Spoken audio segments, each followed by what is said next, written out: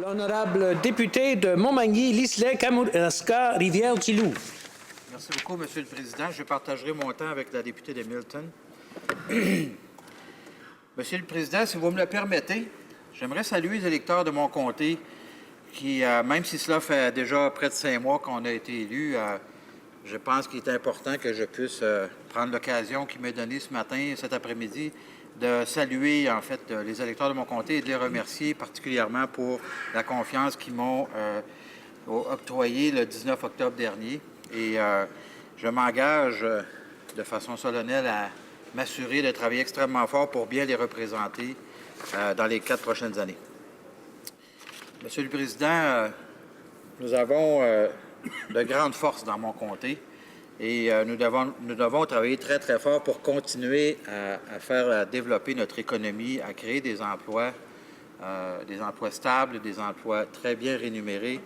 Et il ne fait aucun doute que ceci aide nos familles, ainsi que les travailleurs, les travailleuses, ainsi que les aînés, à améliorer la qualité de vie. C'est un processus extrêmement simple, à savoir que quand on crée des emplois de qualité, on a inévitablement une meilleure qualité de vie. Monsieur le Président, le but de la présente motion va exactement dans ce sens-là. Améliorer la qualité de vie d'un ensemble de personnes telles les voyageurs, par exemple, qui prennent l'avion pour aller dans la grande ville de Toronto, dans la belle grande ville de Toronto, ainsi que l'ensemble des résidents du pays qui ont à voyager à Toronto. Donc, les impacts de la décision d'agrandir l'aéroport Bishop de Toronto ont des implications positives directes et indirectes insoupçonnées. Commençons par les résidents de Toronto eux-mêmes, ainsi que les Canadiens qui auront, sans être taxés davantage, auront accès à un aéroport up-to-date, comme on dit en bon français, qui fera en sorte que des avions moins bruyants atterrisseront dans leur cours au centre-ville de Toronto. Donc, des avions où les travailleurs de l'aéroport seront évidemment moins exposés au bruit ambiant qui seront moins importants dus à la qualité de l'avion pour améliorer évidemment leur journée de travail, mais des voyageurs surtout qui seront plus près de leur point d'arrivée et étonnamment réduisant ainsi les gaz à effet de serre de façon importante, parce que de toute façon, l'avion que Bombardier et ses travailleurs ont conçu et ont produit est un avion extrêmement sophistiqué qui permet des économies d'échelle non seulement par le poids de l'avion, mais aussi par ses qualités environnementales, je pense qu'il faut les appeler comme celle-là, et dont le ministre des Transports se targue actuellement de l'appeler le meilleur avion au monde. Alors, on est bien heureux de savoir que Bombardier fabrique le meilleur avion au monde et on est d'accord avec ça. Aussi, il ne faut pas oublier que Bombardier est une entreprise, Monsieur le Président, une entreprise à part entière qui, par sa présence canadienne, et promeut la qualité des emplois et des produits fabriqués ici même au Canada. Le Canada et les provinces, particulièrement le Québec et l'Ontario, ont investi des milliards de dollars pour aider l'industrie aéronautique dans les 20 dernières années. Et cet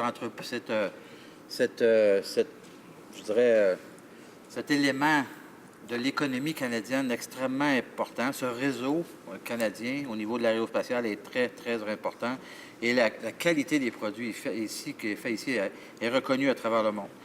Donc, et dans le cas particulier de Bombardier, ce n'est pas uniquement dans le monde de l'aviation, mais aussi dans le monde du transport par train, par métro ou par tramway, qui sont fabriqués un peu partout au Canada, puisque Bombardier a des antennes à plusieurs endroits au Canada, dont une usine à la Pocatière, dans la ville où je suis né et où je demeure toujours, dans mon comté. Cette usine crée actuellement 400 emplois, avec particulièrement au moment où on se parle le contrat du métro de Montréal, qui est un contrat encore avec un train extrêmement bien sophistiqué et surtout bien développé, avec toute une panoplie de nouvelles innovations à l'intérieur, qui en fait un des meilleurs trains au monde au moment où on se parle, tout comme l'avion d'ailleurs, le Bombardier. Donc, je suis bien passé pour vous parler de l'importance de Bombardier puisque Bombardier est présent et est né dans une certaine mesure à la Pocatière avec la fabrication des motoneiges Skidoo à l'époque, et ensuite avec le contrat, le premier contrat de Montréal et le contrat de New York, qui a fait en sorte de vraiment mettre l'emphase de façon importante sur le développement de l'usine à la Pocatière. Il y a eu, à une certaine époque, au contrat de New York, 1200 employés à l'usine de la Pocatière. Donc, on sait très bien ce que ça veut dire, l'importance de la présence d'une usine comme celle-là dans notre milieu. Donc, inévitablement, je peux vous dire que Bombardier étant un tout, c'est une entreprise qui, étant dans différents domaines d'opération, fait en sorte que si ça va mal d'un côté, ça risque d'aller mal un peu partout. Et actuellement, l'ensemble des sommes qui sont investies et qui ont été investies par Bombardier pour développer cet avion-là, qui serait, je pense, très le bienvenu à Toronto. Ces sommes sont considérables et sont extrêmement importantes, ce qui fait qu'actuellement, il y a un maillon faible au sein de Bombardier qui est le domaine de l'aéronautique. Et c'est pour ça qu'on a besoin, je pense, de faire en sorte que Bombardier va être aidé et de toutes sortes de façons. Et une des façons d'aider Bombardier, M. le Président, c'est de faire en sorte de permettre à ces avions dont, je le répète, sont les meilleurs au monde, et les moins bruyants au monde et les plus économiques au monde, de permettre d'aller atterrir à Toronto. Ça va dans le sens d'une vision globale du transport, le plus environnementalement parlant possible aussi. Donc, tous les aspects environnementaux, de productivité, de qualité et de qualité de vie des résidents environnants, parce qu'on parle des gens de Toronto qui seraient potentiellement affectés, et c'est une, semble-t-il, des raisons pour lesquelles on ne veut pas que l'avion ait atterrir ou agrandir l'aéroport. Donc, on parle aussi inévitablement de la croissance économique au pays. Le gouvernement nous dit qu'ils ont un plan pour développer l'économie. Ils ont une chance absolument incroyable sur la table pour faire en sorte de développer cette économie, justement, du domaine de l'aéronautique et domaine de l'innovation. Et ils sont en train de passer à côté une chance absolument incroyable. Donc, inévitablement, vous devez comprendre, M. le Président, que une entreprise comme Bombardier ne fonctionne pas seule. C'est un cluster important et toute la question des sous-traitants à l'intérieur de Bombardier est extrêmement importante. Et à l'intérieur de cette même question aussi, à savoir qu'il y a tout un réseau à travers le Canada tout entier qui fournit des services et des biens chez Bombardier et qui crée des emplois un peu partout à travers le Canada. Donc, je pense que cette décision du gouvernement est complètement irrationnelle. Ça ne va pas dans le sens du tout du développement durable. Le développement durable, qu'encore une fois, ce gouvernement se targue d'être les champions.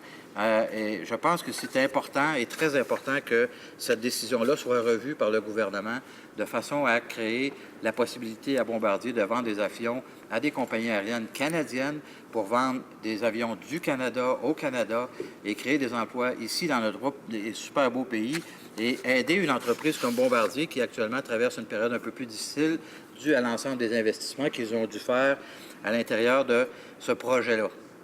Projet, par ailleurs, qui est extrêmement essentiel pour eux et de recevoir la confiance du Canada et du pays tout entier pour l'achat de ces avions-là par des compagnies canadiennes, comme Air Canada l'a fait par ailleurs il y a dernièrement, mais je pense que on peut le faire encore plus avec d'autres compagnies aériennes de façon à aider l'entreprise et à développer et surtout de donner un signal clair, fort et précis à l'international, aux compagnies aériennes internationales pour dire on a besoin, on encourage notre propre industrie locale à la maison et on est fiers et on peut être fiers de cette industrie-là et je pense qu'il faut absolument continuer à l'encourager. Merci beaucoup, M. le Président.